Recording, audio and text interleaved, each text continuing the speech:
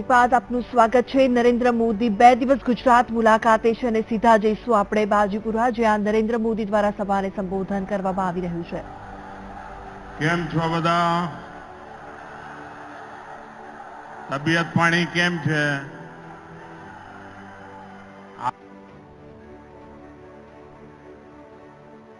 માંડી છે।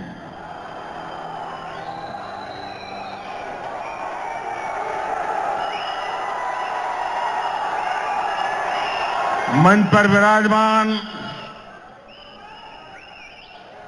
गुजरातना लोकप्रिय मुख्यमंत्री श्रीमान विजयभाई, नितिन भाई,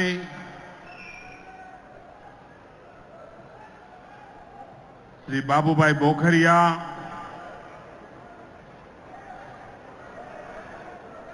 श्री गणपत भाई वसावा,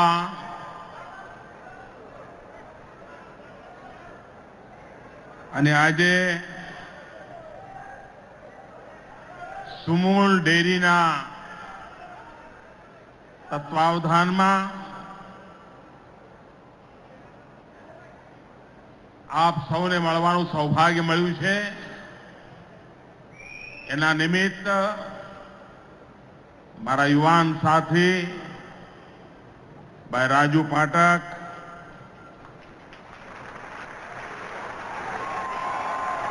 मंच पर विराजमान सर्व धारासभ्यश्रीओ, सांसद सदस्यश्रीओ, सहकारी आगेवानो અને વિશાળ સંખ્યામાં પધારેલા મારા આદિવાસી ભાઈઓ અને બહેનો,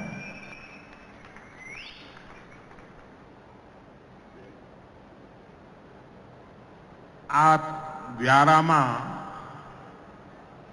मैं चप्पल घसी नाख्या है।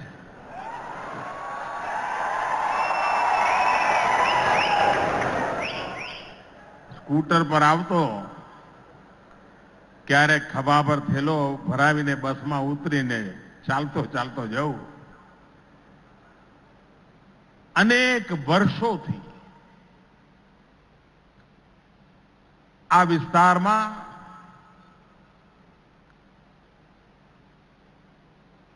गरीब आदिवासी वच्चे रहीने सामाजिक काम करवानुं मने संस्कार मळ्या। भारतीय जनता पार्टीना कार्यकर्ता तरीके आव्यो, मुख्यमंत्री तरीके पण आव्यो, परंतु मैं आ विस्तारमां आवडो मोटो विराट कार्यक्रम पहली वार जोयो।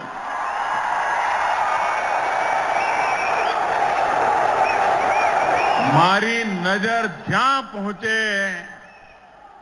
माथा ज माथा देखाय छे। आटलू विराट दृश्य अने आवी उत्तम डिसिप्लिन, आवी उत्तम शिस्त आप सौने माथू नमावीने नमन करूं छुं।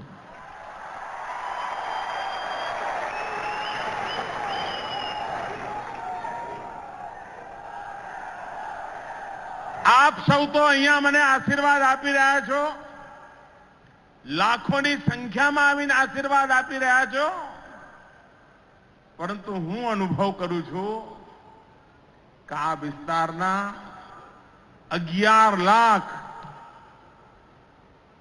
जेमांथी अहींया एके मौजूद नथी एवा 11 लाख पशु ए पण आजे आपणे आशीर्वाद आपी रह्या छे।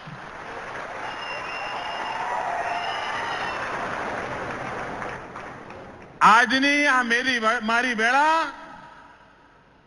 हूँ ये 11 लाख पशुओने समर्पित करूं छुं। आजे पशुदान द्वारा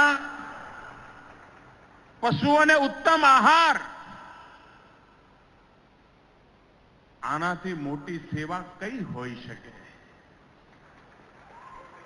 आनाथी मोटो जीवननो संतोष कयो होई शके? सुमूले जे रीते काठू काढ्યું છે અને સુમૂલ આજે એની સ્વર્ણ જયંતિ ઉજવી રહ્યું છે. 50 વર્ષની એની યાત્રા એણે અહીંના આર્થિક જીવનને બદલી નાખ્યું છે.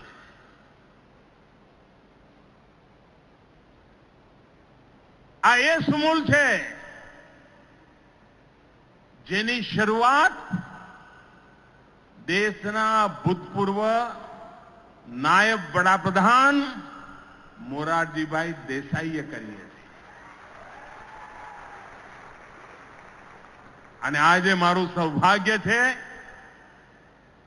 કે અવારનવાર આપની વચ્ચે આવતો રહ્યો છું અને આજે જ્યારે સુમૂલ એક હરણફાળ ભરી રહ્યું છે, કન્ઝ્યુમર માર્કેટમાં, ફૂડ પ્રોસેસિંગમાં નવી ઊંચાઈઓ સર કરવાના સપના સાથે કદમ માંડી રહ્યું છે.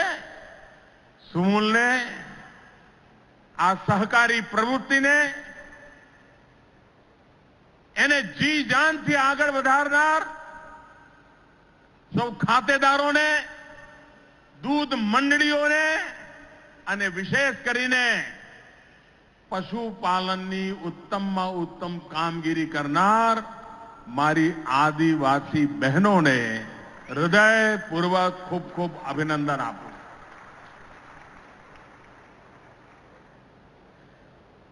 આદિવાસી વિસ્તારનો વિકાસ કેવી રીતે થાય,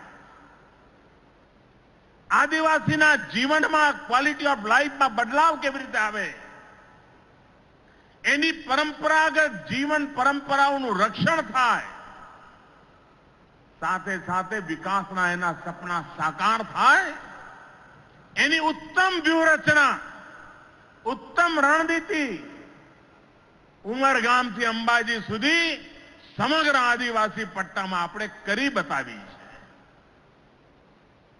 અને દેશના વિદ્વાનો આજ નહીં તો કાલ સામાજિક આર્થિક પરિવર્તન જનભાગીદારીથી કેવી રીતે કરી શકાય છે, સંસ્કાર અને સહકારના જુગલબંધીથી કેવી રીતે કરી શકાય છે, એ ગુજરાતે કરી બતાવ્યું છે. આજે સુમૂલને, એના કરતા ધર્તાઓને અને ગયા 50 વર્ષમાં સુમૂલને અહીં પહોંચાડવામાં જેમણે જેમણે યોગદાન આપ્યું છે, અમારે માટે રાજકીય પક્ષાપક્ષી સહકારી પ્રવૃત્તિમાં પ્રવેશ નથી દેવી. એટલે 50 વર્ષમાં જેમણે જેમણે યોગદાન આપ્યું છે અને આજે રાજુભાઈના નેતૃત્વમાં જે પ્રગતિ થઈ રહી છે, એ બધા જ અભિનંદનના અધિકારી છે. અનેક અનેક શુભકામનાઓ આપવા માટે આવ્યો.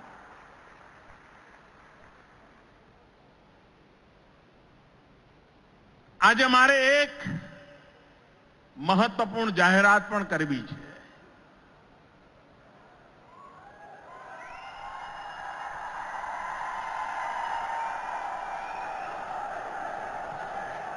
આપણને ખબર છે કે જ્યારે દિલ્હીમાં અમારી સરકાર બની, હજુ તો અઠવાડિયું નહોતું થયું, વિજયના જે ફુલહાર હતા એ હજુ કરમાયા નહોતા. અને જેમને અમે ગમતા નહોતા એમને તો હજુ નથી ગમતા. એમણે કાંગા રોળ મચાવી દીધી હતી. દાળના ભાવ, દાળના ભાવ, દાળના ભાવ. ગરીબની દાળ ગઈ, ગરીબને દાળ ખાવા. બધું અમને વારસામાં મળ્યું હતું ભાઈ, પણ અમારા માથે પડ્યું. અને એ વખતે મેં દેશના લોકોને વિનંતી કરી હતી કે આપણે ખાસ કરીને જે તુવરની દાળ ખાઈએ છીએ, દુનિયામાં ખૂબ ઓછી જગ્યાએ તુવરની વાવેતર છે. દુનિયા આખામાંથી ખરીદીએ તો જોઈએ એટલું આપણને સમયસર મળે નહીં, અને ઘણીવાર મળે તો આપણે ત્યાં બહેનો કે આનો દાણો જરા આવો છે, આ પાણીમાં ચડે છે, આ પાણીમાં નથી ચડતું, એટલે વળી પાછું બધું અટકી જાય.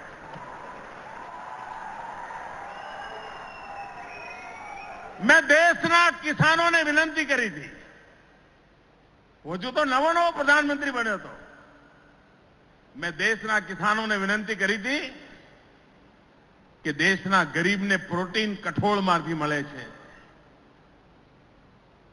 અડદ હોય, તુવર હોય, મગ હોય, ચણા હોય, એ ગરીબના માટે ખૂબ અનિવાર્ય છે. મેં દેશના કિસાનોને વિનંતી કરી હતી કે આપ બાકી જે પકવતા હોય પકવો, પણ વચ્ચે વચ્ચે થોડું કઠોળ પણ વાવો. મારે મારા દેશના કિસાનોની સામે આજે સર ઝુકાવવું છે, એમને નમન કરવા છે કે એક લાગણીને એમણે આદરપૂર્વક સ્વીકારી અને દેશમાં કઠોળનું વિક્રમ ઉત્પાદન કરી બતાવ્યું. અને આજે સરકારની બાલની ખાલ ઉતારવા વાળા લોકોના મોં મારા દેશના કિસાનોએ બંધ કરી દીધા. થાળીમાં સસ્તી દાળ મળતી થઈ ગઈ, ગરીબના પેટમાં સસ્તી દાળ જવા માંડી. ગયે વર્ષે વરસાદ મોડો થવાને કારણે ખેતીનું આખું ટાઈમ ટેબલ વિલંબિત થયું હતું અને પરિણામે કઠોળના ઉત્પાદનમાં પણ સમય ગયો. અને આપણે મિનિમમ સપોર્ટ પ્રાઇસથી, ટેકાના ભાવથી પહેલીવાર દેશમાં કઠોળ ખરીદવાનો નિર્ણય કર્યો. પરંતુ ખેડૂતોએ મારા ધ્યાનમાં મૂક્યું કે સાહેબ આ ખરીદી 15મી તારીખે બંધ થવાની છે, હજુ થોડો અમને ટાઈમ જોઈએ, કારણ કે બધું ટાઈમ ટેબલ મોડું થયું છે. નાફેડ 15મી તારીખ સુધીમાં બંધ ના કરે, કંઈક કરી આપો. આજે હું દેશના અને ગુજરાતના ખેડૂતોને કહું છું કે સરકારે 1 સપ્તાહ ખરીદીનો સમય વધારી દીધો છે. હવે ખેડૂતોએ મૂંઝાવાની જરૂર નથી. આપનો પાક હજુ પણ તૈયાર થવામાં થોડો વિલંબ હોય, પહોંચાડવામાં વિલંબ હોય, તો આપને એનો લાભ મળશે, જેથી કરીને કઠોળની પેદાવાર કરનાર ખેડૂતોને કોઈ મૂંઝવણ નહીં થાય. અને એની ચિંતા કરવાની જવાબદારી સરકારની છે. એનો એક ફરીવાર વિશ્વાસ આ નિર્ણયથી આપણે પ્રતિપાદિત થશે. કારણ ગરીબના ઘરમાં એની થાળીમાં એને ઉત્તમ પ્રકારનું પ્રોટીન પ્રાપ્ત કરવા માટે કઠોળ ખાઈ શકે, એના માટે સરકારે આ બીડું ઉઠાવ્યું છે. મારા ખેડૂત ભાઈઓએ એ બીડું ઉપાડી લીધું છે અને સરકાર એને પુરસ્કૃત કરવા માટેની વાતને આગળ વધારવા માટે કૃતસંકલ્પ છે. ભાઈઓ બહેનો, આજે 958 કરોડ રૂપિયાની પાણીની યોજના આગળ ધપાવવાનો શિલાન્યાસ થયો છે. તમે જ્યારે એની ફિલ્મ બતાવતા તો તમે જોઈ હશે, એમાં કહ્યું છે કે આ પાણી નીચેથી ઉંચકીને 118 મીટર ઊંચાઈએ લઈ જવાશે અને ત્યાં પહોંચ્યા પછી ખેતરો સુધી નીચે પાછું આવશે. ઉપર જાય એટલે ભાઈ પાછું પહોંચાડવાનું સહેલું પડે. આપ વિચાર કરો છો, 50 માળ કરતા પણ વધારે ઊંચા મકાન પર પાણી પહોંચાડવાનું કામ, અને એ પણ સામાન્ય નહીં, પાઇપલાઇન એવડી મોટી કે જેમાં મારુતિ કાર ચાલી જાય.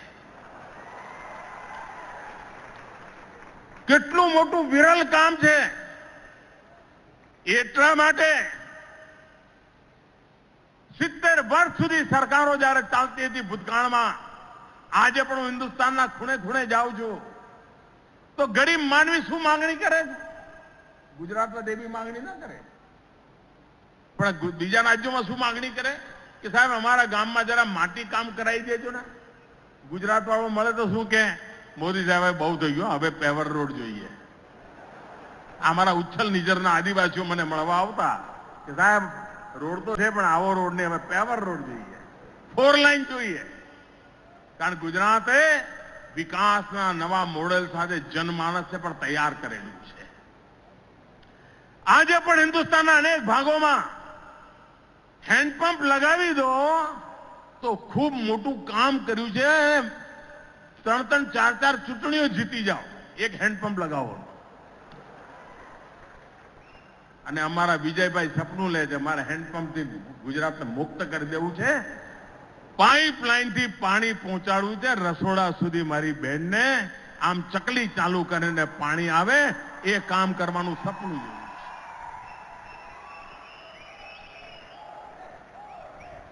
છે. એક આધુનિક હિન્દુસ્તાન બનાવવું હોય તો કેવી રીતે બનાવાય?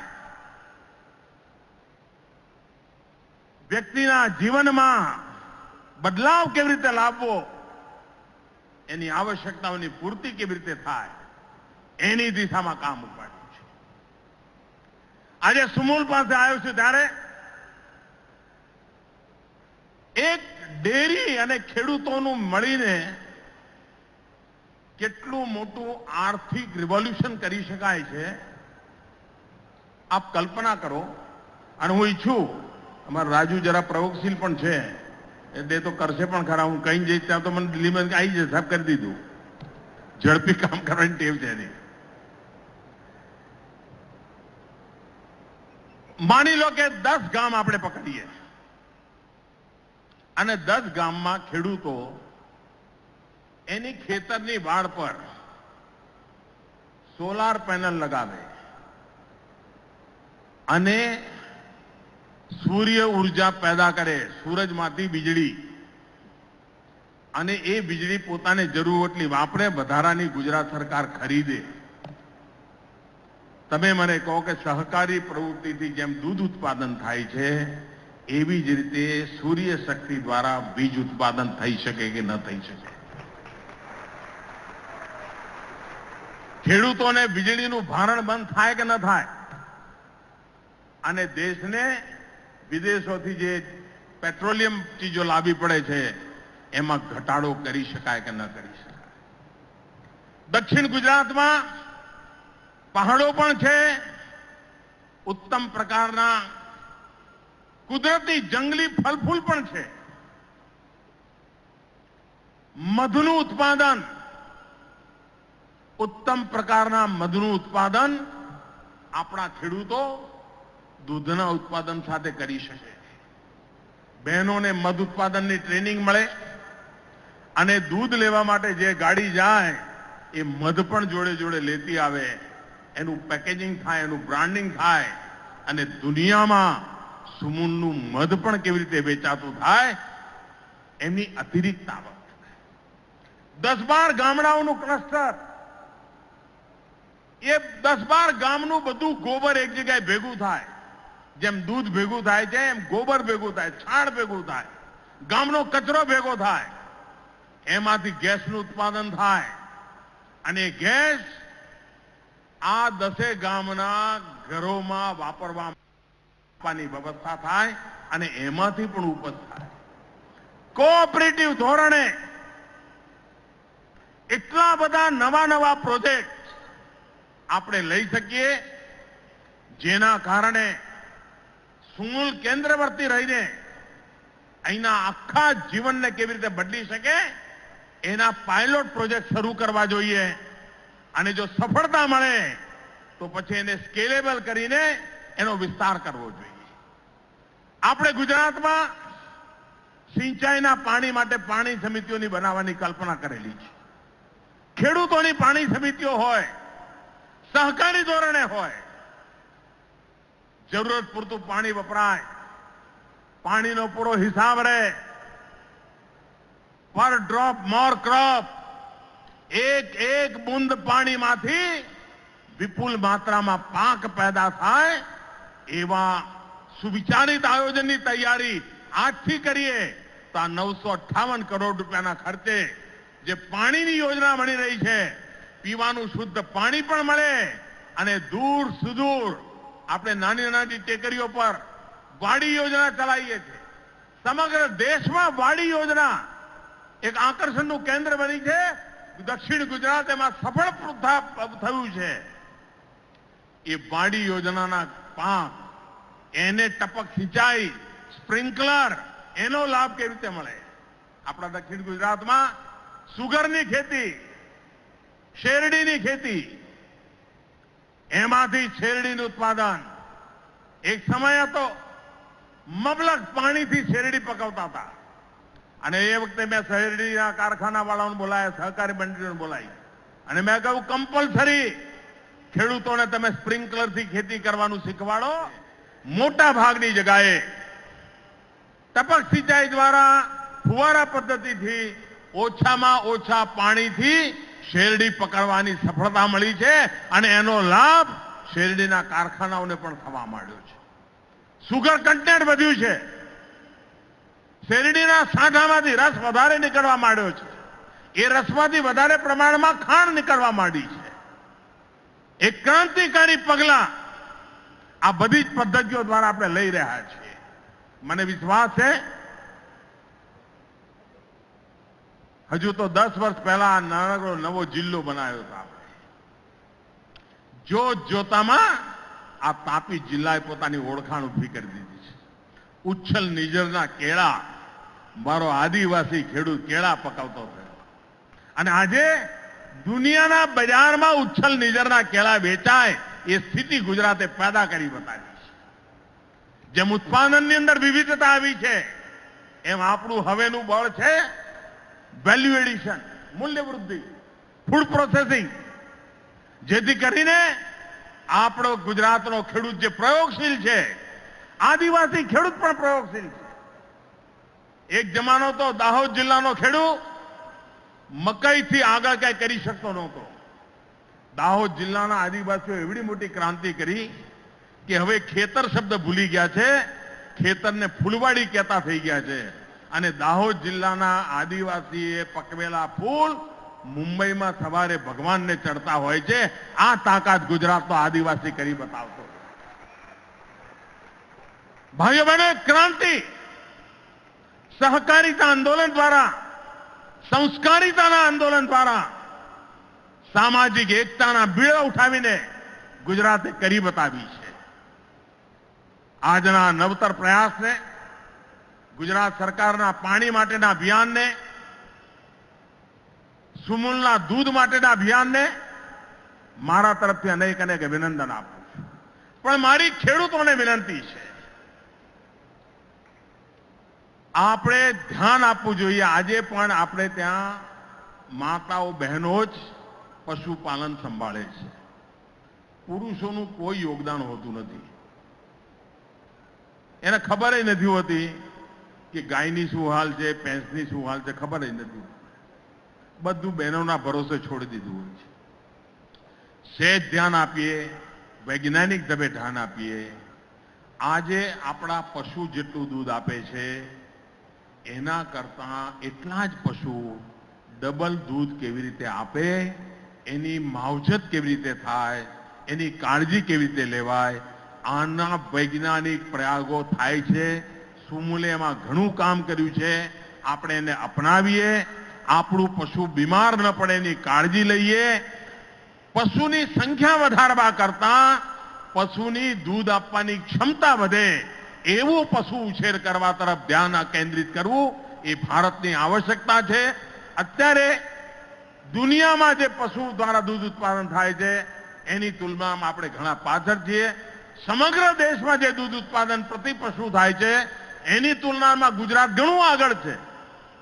પરંતુ ગુજરાત હજુ ઘણું આગળ જઈ શકે એ સ્થિતિમાં છે અને તેથી હું આગ્રહ કરીશ, ગુજરાતની બધી ડેરીઓને મારો આગ્રહ છે, ગુજરાતના બધા પશુપાલકોનો મારો આગ્રહ છે, ગુજરાતના બધા ખેડૂતોને આગ્રહ છે કે આપણે આપણા પશુની દૂધ ઉત્પાદક ક્ષમતા કેવી રીતે વધારીએ, પર કેપિટા મિલ્ક પ્રોડક્શન કેવી રીતે વધે અને જેટલા પ્રમાણમાં પર કેપિટા મિલ્ક પ્રોડક્શન વધશે એટલા પ્રમાણમાં પર કેપિટા મિલ્ક કન્ઝમ્પશન પણ વધશે. અને જ્યારે ગરીબનું બાળક પણ સસ્તામાં સસ્તું પૂરતું દૂધ પ્રાપ્ત કરશે તો ન્યુટ્રિશનની જે ચિંતા સતાવે છે એમાંથી પણ આપણા ગરીબ બાળકોને આપણે બહાર લાવી શકીશું. આ ઉત્તમ કામમાં આપ મને સહકાર આપો એ જ અપેક્ષા સાથે ફરી એકવાર આ સ્વર્ણિમ જયંતિ પર્વે મારી ખૂબ ખૂબ શુભકામનાઓ. આપની વચ્ચે આવવાનો અવસર મળ્યો, આટલી મોટી સંખ્યામાં આવીને આપે આશીર્વાદ આપ્યા, આદિવાસી માતાઓએ આશીર્વાદ આપ્યા. હું ફરી એકવાર આપનો ખૂબ ખૂબ આભાર માનું છું. ભારત માતા કી જય. સાહેબ શ્રીનો આપણે સૌ આજે બાજીપુરાના આંગણે પધાર્યા તે બદલ જોરદાર તાળીઓના ગડગડાટ સાથે આભારની લાગણી વ્યક્ત કરીએ અને ભારત માતાની જય બોલીએ. વંદે માતરમ.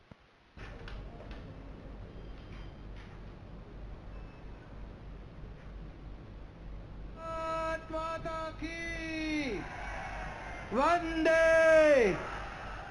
વંદે. નરેન્દ્ર મોદી બાજીપુરામાં નરેન્દ્ર મોદી સભાને સંબોધન કર્યું. લાખોની જનમેદની આ સભામાં ઉપસ્થિત હતી અને નરેન્દ્ર મોદી દ્વારા સંબોધન કરવામાં આવ્યું અને જણાવ્યું હતું કે સરકાર દ્વારા અસામાન્ય કામ પણ કરવામાં આવ્યું છે અને દાળમુદ્રે નરેન્દ્ર મોદીએ કોંગ્રેસને પણ આડે હાથે લીધી છે. ભારત માતા કી વંદે. દાળના વાવેતર માટે જે ખેડૂતોને વિનંતી કરવામાં આવી રહી હતી ને જે દાળનું પ્રમાણ હાલ દેશમાં ઓછું છે અને ઉત્પાદન ઓછું હોવાના કારણે નરેન્દ્ર મોદીએ ખેડૂતોને વિનંતી કરી હતી દાળનું પ્રમાણ વધારવા માટે અને નરેન્દ્ર મોદીએ દાળને લઈને કોંગ્રેસ પર પણ પ્રહાર કર્યા છે.